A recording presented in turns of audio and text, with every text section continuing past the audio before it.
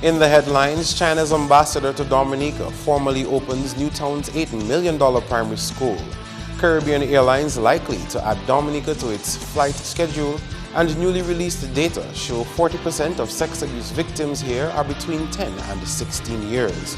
I am Kenny Williams with the Channel 5 News, back with the details after this.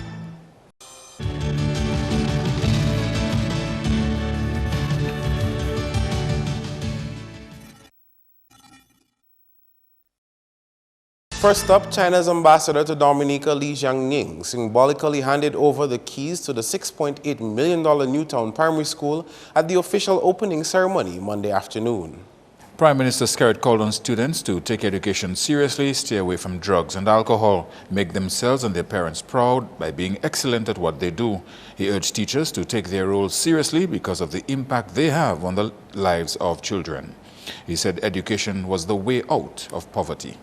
So you have to stay in school and do well and move on to the secondary school, because this government has ensured that every single child in Dominica who gets to grade 6 at the primary school level has a space at a secondary school in Dominica.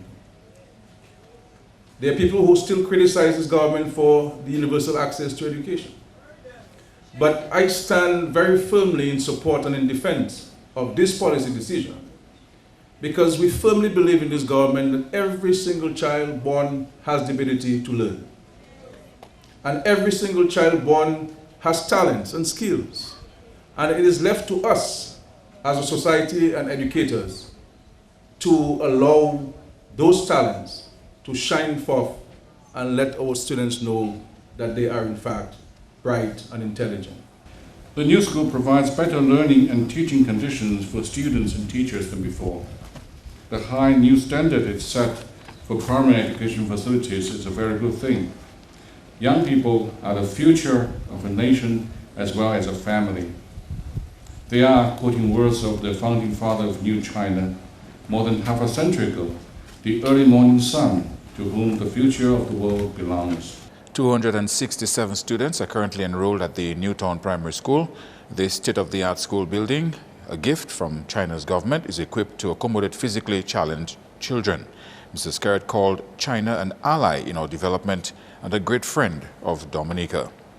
Recently, the Chinese also provided 53 new computers for a computer lab under a $177,000 initiative.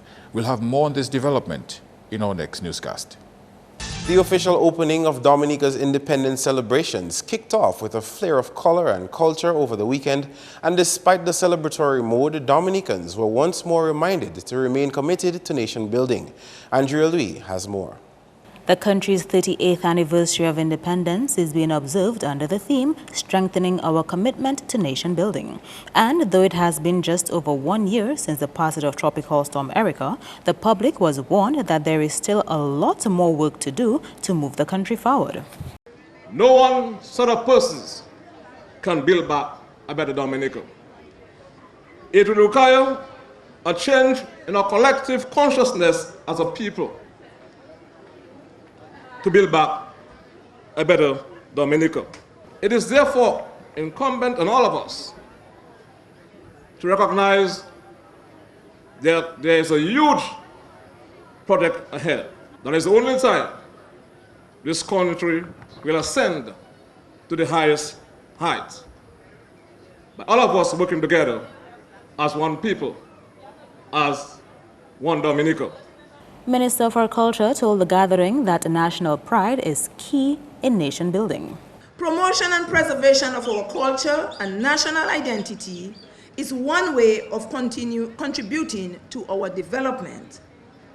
Independence celebration represents the most important focal point for the promotion of our national culture and instill national pride and a sense of identity as Dominican citizens. Now more than ever, our nation needs every citizen of this land. In such times, let us resolve to set aside our political, religious, or personality issues or differences look at the bigger and the better picture. The youth are not to be excluded, as it was noted that they too make a significant contribution to nation building. We have a responsibility as young people to continue to lead the charge and to fill in the gaps, because we want to ensure that Dominica's culture remains alive. And so I want to urge you and encourage you, participate in the activities. And one such activity that I would really like to call out our young people this year is on the Community Day of Service. Because I believe our young people across this country, we have the resolve, we have the strength, the energies to engage in activities and projects on Community Day of Service that can really be impactful in our respective communities. In more top stories, newly released data is showing that 40% of sex abuse victims on island range from 10 to 16 years. The Bureau of Gender Affairs has reinforced its capacity to collect and report statistics on gender-based violence. This with the appointment of a Data Registry and Communications Support Officer, a position which was vacant at that office for a few months. The statistics reflect the period July 2011 to December 2015. The Bureau of Gender Affairs recently updated the statistics to include 2015 figures. The last set of reports that were run in 2014, and this data that was run this time was running up until 2015. So this is not even all the way up to September 2016 as yet. So right now in front of me we have a statistics that says a majority of sexual abuse victims on the island of all the 1,106 cases so far are under the age of 35. 57% of those cases are child abuse related. That's 629 reported cases of child abuse for those less than 16 years. The majority of them are physically and sexually related. Out of these 1,106 cases, 20% are under the age of 10. Another 40% are between the ages of 10 to 16. Another 13% are between the ages of 17 to 34. And then we have ages 35 to 64, which is 14%. 1% reflected those over 65 years. Verbal, financial, and psychological are the other abuse types reported, other than sexual and physical. This is collected from institutions like the Police Department, Welfare Division, Ministry of Health, and the Dominica National Council of Women. Idona John Baptist, Channel 5 News. More lead stories. One CARICOM head expects that a tourism summit carded for January will result in better management of the tourism industry across the Caribbean. The tourism summit to be held in the Bahamas will be attended by heads of CARICOM. As a hotelier and former tourism minister, the Prime Minister of St. Lucia is particularly passionate about revitalization of the Caribbean Tourism Development Company. He said the tourism summit in the Bahamas should be an avenue to launch a unified approach to tourism. We strongly believe that the public sector and the private sector need to be able to function in a more coordinated way. But I want to say this to all West Indians, that we may see ourselves as independent countries, but the rest of the world sees us as one. And therefore, when they come here, their expectations is to see that things are working seamlessly. And when you travel through this region, you can see it's not.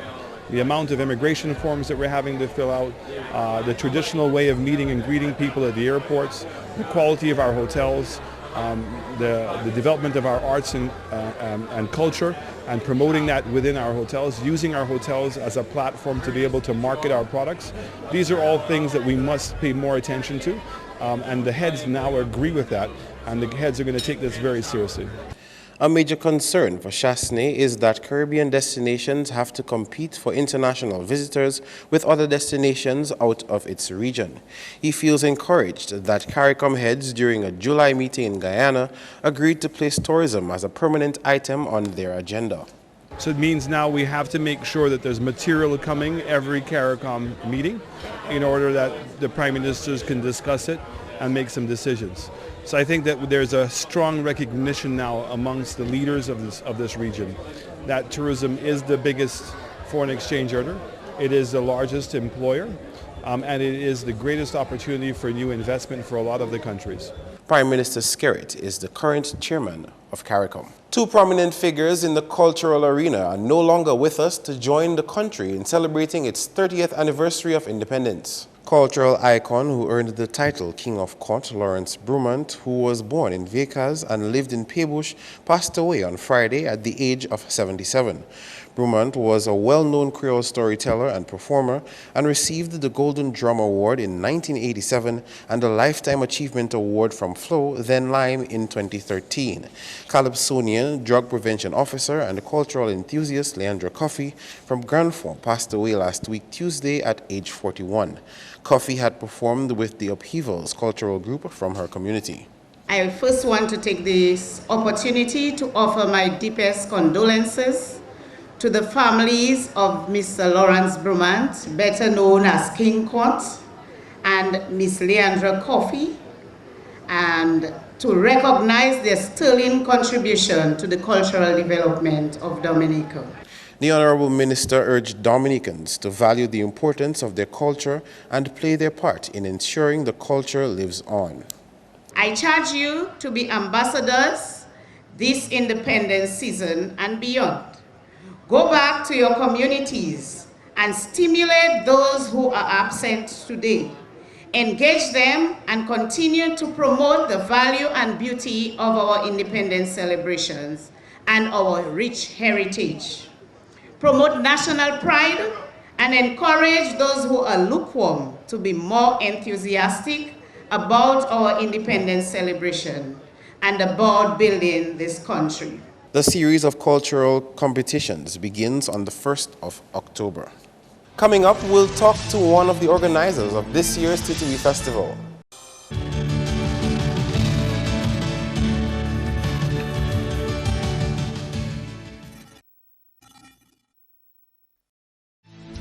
Welcome back. Tourism authorities here would like the Trinidad-based Caribbean Airlines to add Dominica on its flight schedule.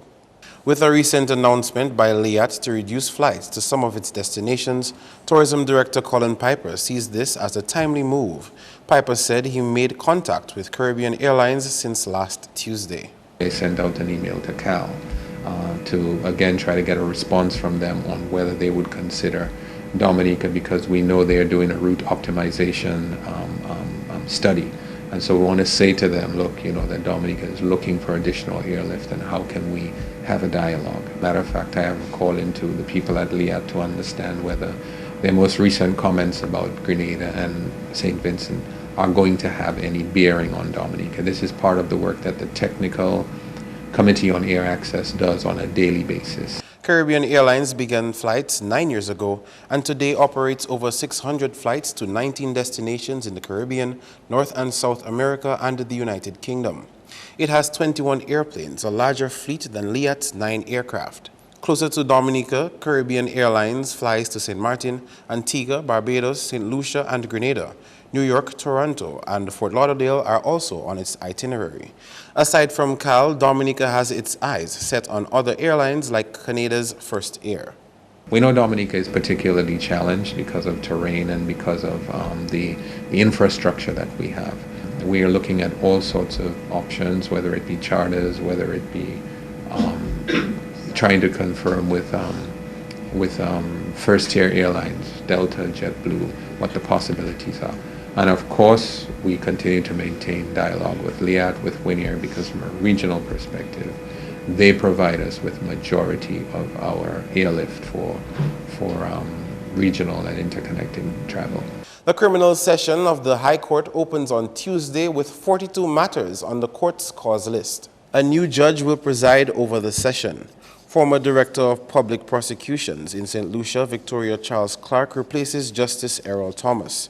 There are 7 murders on the list: Shane DeGallery, Sherman Webb, Vivian Charles, Mitchell Tousse, McKinley Williams, Daniel Ibanez, and Loit Michelle Dedrick Dick, who is charged with the 2015 Carnival Monday murder of Ken Mitchell of Galion. In 2012, Webb was found guilty of killing Barbadian Corey Polan and sentenced to life in jail, but the Court of Appeal earlier this year quashed his conviction because of errors by the trial judge and ordered a retrial. Last year, the appeals court judges also upheld a murder appeal against Shane DeGarry, who was jailed for 18 years for the murder of Justin Joseph of Foncole. A retrial has been ordered. The list also includes a number of sexual matters of rape, indecent assault, unlawful sexually intercourse, attempted buggery, and incest. Tuesday's criminal session begins at 10 a.m. And the Ministry of Tourism has approved a development plan to improve the Layu Beach for a better Titiwi Festival in 2017. President of the Layu Improvement Committee, Lazar Charles, says the festival brought a significant amount of visitors to the community, which allowed outsiders to learn more about the place. Charles said branding both fishing and agricultural goods will show the public what Layu has to offer as a tourism destination. Efforts are being made to place fishing and agricultural goods as the main sources of income for the community of Layu. Saturday was the highlight of the festival. Saturday, that's one of our greatest achievements to collaborate with the Independence Committee to host the opening of the independent activity in Layu. I must say it went well. We have already received commendations from the other participants. It was well organized. This Sunday, already service was kind of low-key. The culinary arts, we began on the Sunday with the sporting activities, right? We had the food, we had rounders, we had the zip lining, we had the water park. So we had a number of family type activities where persons could participate, and they did participate, and we got good response from them as well. Your sports highlights next.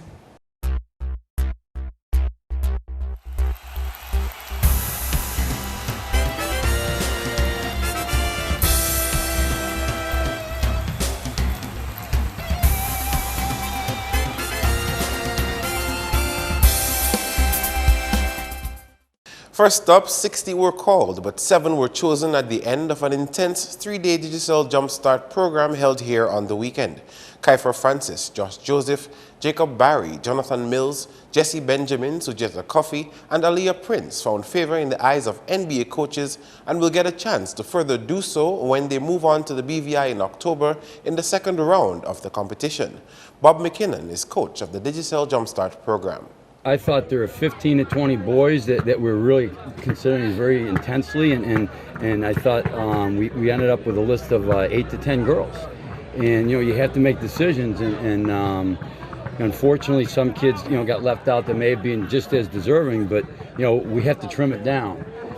This was a tremendous camp. I thought the kids and the coaches here did as good a job as any place I've been. He says the selected 7 need to maintain their focus while in the BVI. To keep working from now until October 7th when they go that weekend. Don't think that they've made it. What they've made is the next step. And the next step is to go there and be picked then to go on to New York. Last year, of the 10 boys that went on to New York, 7 of those kids end up getting scholarship from colleges in the United States to continue their basketball career. So it's a great opportunity to be seen in front of some pretty influential people. Meantime, Jonathan Mills, one of the boys chosen to move on to the BVI, says the training sessions were rewarding. It was really hectic at first because it's not the normal training that you'd get from a normal coach in Dominica. I'm not saying that the coaches aren't intense, but it was really intense coming from professional basketball coaches. And honestly, after the second day, I didn't know if I would make it to the field because the body was really tired. And the Sujeta Coffey was among 2 girls who were chosen on Sunday. I just want to thank everybody that has been supporting me to this and believing in me, especially Maggie, Martin, and Judy, because for them I wouldn't be able to do it. And for all the other coaches that gave me this opportunity, it never come twice or once or 2 times. It didn't come once, and I thank you. And I will do my best at all I can do when I reach. On to football, where there were 2 wins and 1 draw in the 2016 Flow DFA Premier League on the weekend. Northern Concrete and Steel Bombers defeated defending champs Central Cooperative Credit Union Jubla FC 1-0 at Benjamin's Park. Skim Williams scored that all-important goal for Bombers and was named the man of the match. On Saturday, Midland United and Petro-Caribe Point Michel played 2-2 draw at the Dubla playing field. Marcellus Raffles scored for Point Michel in the first half, giving them a 1-0 advantage at the interval. In the second half, Ashton Robbins scored twice for Middleham United for a 2-1 lead. Point Michel got the equalizer late in the second half through a Middleham player. Sean McManus of Middleham was named man of the match. On Sunday, Exodus Football Club won by default over RIC Kensborough. The league continues on Tuesday with Bath State Football Club taking on Sagicor Southeast at the Dubla playing field from 6 p.m. Meantime, 5 players of Sagicor Southeast have been suspended with immediate effect from participating in any activities organized under the auspices of the Dominica Football Association, pending a hearing from the disciplinary committee for their behavior in the match Exodus Football Club versus Sagicor Southeast at the Windsor Park Stadium on 18th of September 2016. The players are Ellery Coffey, Byron Jajak, Wayne Phillip, Gavaska Charles, and Chad Phillip.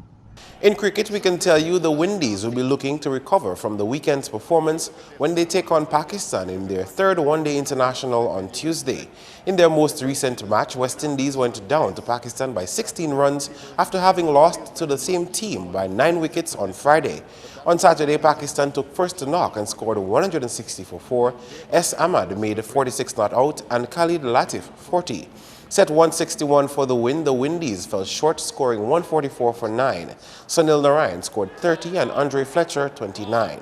Next up, one man believes his completion of volleyball training at a top school in Europe could help bring positive change to the sport soon. This as local volleyballers begin training for the second round of World Cup qualifiers carried for April 2017. I actually spent 4 months in Europe. Actually 3 months at 2.5 months at Institute of Technical Research, one of the higher physical education universities in Europe, specialized in volleyball. I've come back now as a past volleyball player to impact some of the knowledge over to our volleyballers and to our national teams. And one of the things that we've had and we've battled in the past is the short terms or the short training times.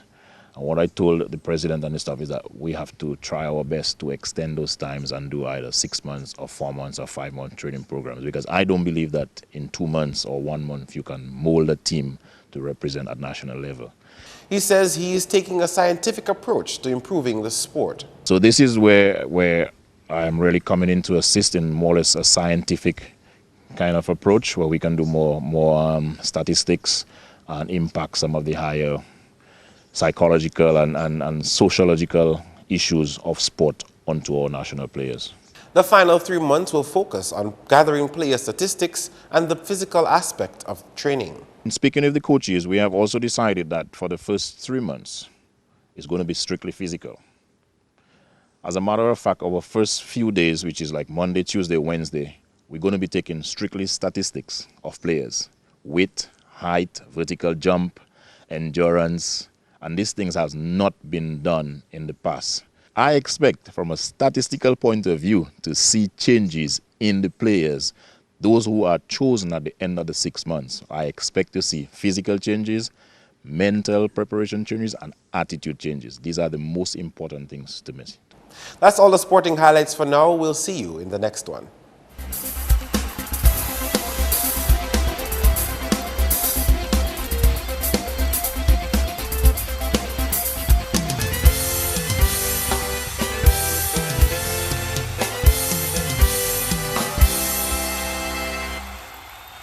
Scattered showers expected Tuesday. Your weather forecast is next. Good evening, Dominica, and welcome to tonight's weather broadcast. I'm your presenter, Marshall Alexander. We begin by taking a look at earlier infrared satellite imagery and what it showed. These 2 areas of convection located in the Atlantic. This first area of convection is associated with a weak trough, which resulted in weak unstable conditions across the islands today. And this huge mass of convection is associated with a broad area of low pressure, which is moving westwards towards the Lesser Antilles. This is expected to bring an increasing cloudiness with moderate to heavy showers and thunderstorms, gusty winds up to tropical storm force, and rough seas. As a result, residents in Dominica are advised to take all the necessary precautions to protect life and property. Now, taking a look at earlier visible satellite imagery and what it showed. Multi-layered clouds across the islands today, and this resulted in partly cloudy to cloudy skies. Now, taking a look at earlier radar imagery and what it indicated, scattered showers across the island during today, and also some thunderstorm activity was reported across the south of the island.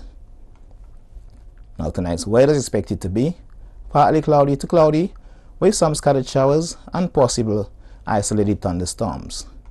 And tomorrow's weather, apart from some early morning showers and some cloudiness, the weather is expected to be fair to partly cloudy with only a few brief afternoon showers. Now, sea conditions are expected to be moderate in open water with waves peaking near 7 feet. Looking ahead to the next 3 days, partly cloudy skies with a few scattered showers can be expected tomorrow. However, as we move into Wednesday, we expect an increasing cloudiness with skies becoming cloudy to overcast with periods of moderate to heavy showers, gusty winds, and isolated thunderstorms. The seas are expected to be rough during this time, and these conditions are expected to continue into Wednesday and Thursday. A relative improvement in conditions can be expected by Friday. For the rest of the Caribbean tomorrow, partly cloudy to occasionally cloudy skies with a few scattered showers can be expected throughout the region tomorrow. Our international cities forecast: some rain can be expected in New York, some thunderstorm activity expected in Miami and Caracas, overcast skies expected in London, and clear skies expected in Beijing. Sunrise tomorrow will be at 5:55 a.m. and sunset will be at 5:57 p.m. Please remember that we are in the hurricane season. For more information, you can call the weather hotline at 447-5555 or visit the website at weather.gov.dm. Thanks for viewing. Have a good night and stay safe. To end the news, a reminder of the headlines. China's ambassador to Dominica formally opens Newtown's $8 million primary school. Caribbean Airlines likely to add Dominica to its flight schedule, and the newly released data shows 40% of sex abuse victims here are between 10 and 16 years. Feel free to contact us at news@MarpinNews26thSept2k16. You can also access our past newscasts on our YouTube channel. On behalf of the production team, I am Kenny Williams. To our viewers around the world, we thank you for watching. Join us tomorrow.